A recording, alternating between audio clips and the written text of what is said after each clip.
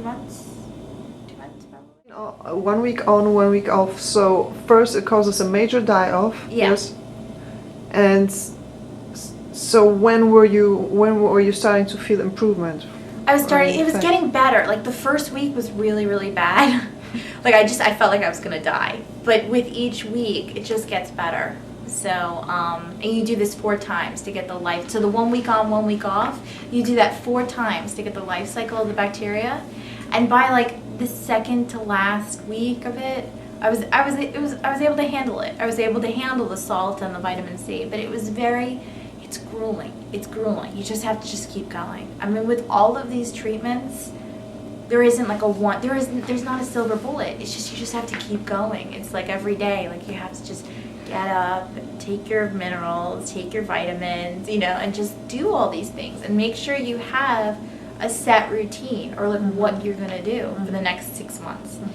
And literally by like the 5th month, I would say like 5.5 months into this protocol of like, I just basically made my own rehab. I woke up one day and I was like, my derealization's gone, completely gone. Like it was just not, I don't have that anymore. Like that high feeling or that spatial weirdness or brain fog or whatever. It went away and I was like, oh, thank God. So, and I think it's possible, I think it's possible. But when you're in it, it's kind of just like you're trying everything, but, I think if you just keep at something for a while, then it just works. Okay, so let's talk about a little more about the other things that you were doing. What else were you? I did so many things. I did the ondemand, which is amazing. It's an amazing, amazing machine. The ondemand is basically a frequency device where, it's funny. I was gonna go with Rife machines when my antibiotics failed. There's a book, and it talks about Rife machines, and I was all set to buy one, but when Perry recommended the ondemand, I was kind of like, let's give it a try. The ondemand is great because it has healing frequencies as well as Rife machine capabilities. So basically, during my sessions, I would ask my practitioner and say, could we do a frequency for? She basically holds you. You lie down on the table and she checks my pulse, and then the ondemand basically it comes up like whatever frequency your body needs. So at the beginning it was funny because with each thing that I did, I could see the differences in my body. At the beginning, the only thing that came up was my thyroid, my nerves were shot. There was like different frequencies for your nervous system. Frequencies for my pancreas, things like that. So the ondemand machine was fixing it gives healing frequencies to these areas.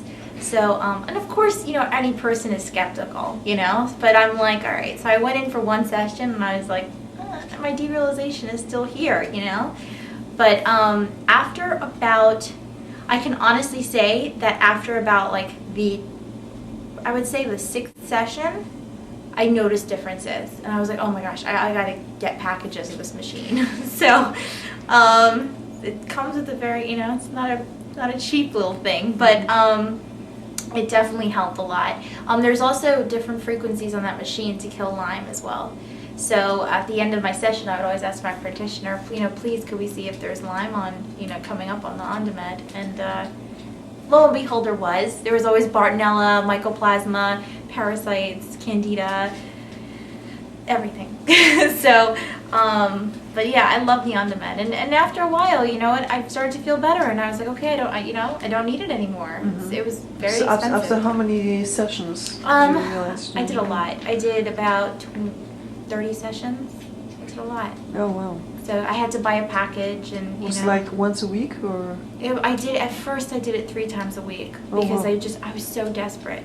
I was you reach a point of desperation, you're kind of like ready to do anything. And then after that, I kind of really bought into the frequency, idea. I was like, oh my gosh, this really does work. So I'd get frequencies for EMFs because I had major EMF sensitivity. I mean, it was unreal. What is EMF? It's electromagnetic fields, so it's kind of, you know, cell phones or any. I mean, I'm in the city, so it's.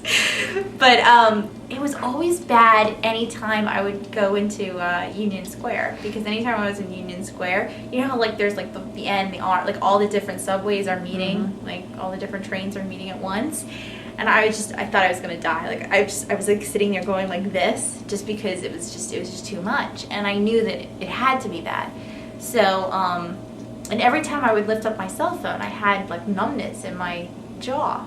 So, this was really weird. I mean, it was basically my immune system just going totally berserk, like just fighting, didn't even know what to fight anymore. I mean, it was just, in hindsight, I could see that it was my immune system just really reacting to everything.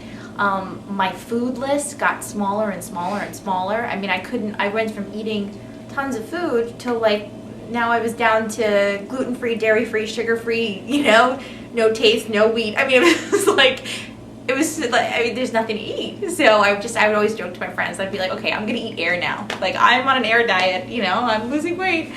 But I found that, you know, those things, the electromagnetic sensitivity and that, you know, the fact that you can't eat and chemical sensitivity, those things do go away. If you start detoxing, doing a daily regimen of detoxing, and you start really, you know, doing things to pump up your immune system. The IV vitamin C, you're pumping up your immune system right there. The Salt C protocol, you're taking how many grams of vitamin C a day, you know? You know, a lot of people do coffee enemas for detoxing as well. Bionic foot bath, that's a great one, you know, to detox. So, I mean, I think that, you know, in modern age, our bodies we're not meant to be bombarded with so much. That's what I think. That's truly what I think. I mean, you know, with Lyme disease and what we have now, it's like a colliding of things. Which brings me to another point of Lyme disease that a lot of people don't really talk about: heavy metals. I did a heavy metal protocol and I'm still on it. I still sometimes take it. It was broken down chlorella, and it was it was like a powder substance, and cilantro. So, I mean, I was like joking to myself, I'm like, great, like salad dressings are gonna help me, you know?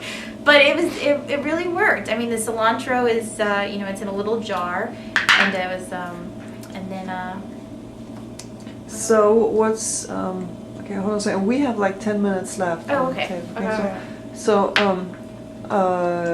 So where's the connection between heavy metals and Lyme? Well, there's a lot of speculation. I mean, as you know, there's very little research on this. But there's speculation that the Lyme kind of holds heavy metals, you know, kind of like pulls them in. Okay.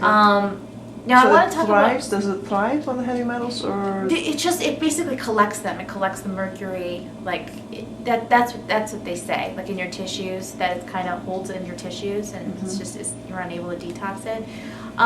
Which kind of brings me to another point, which I kind of want to talk about. I know I'm jumping around, but is interference, dental issues, because that's something that I completely forgot to tell you.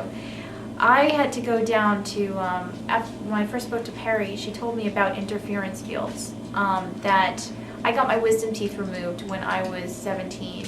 And when it's a cavitation surgery. So I had a doctor go in and remove part of the jaw where the wisdom teeth were, because they said that the bone was defective, and it was laden with bacteria. It had a lot of bacteria. So. Okay, so how did it affect? Well, if you have bacteria in your jaw, then my face would always get hot. I would get like a lot of hotness in my head, and it just basically. I mean, I think Dr. Klinghardt talks about this as well. I've read some of his research that if you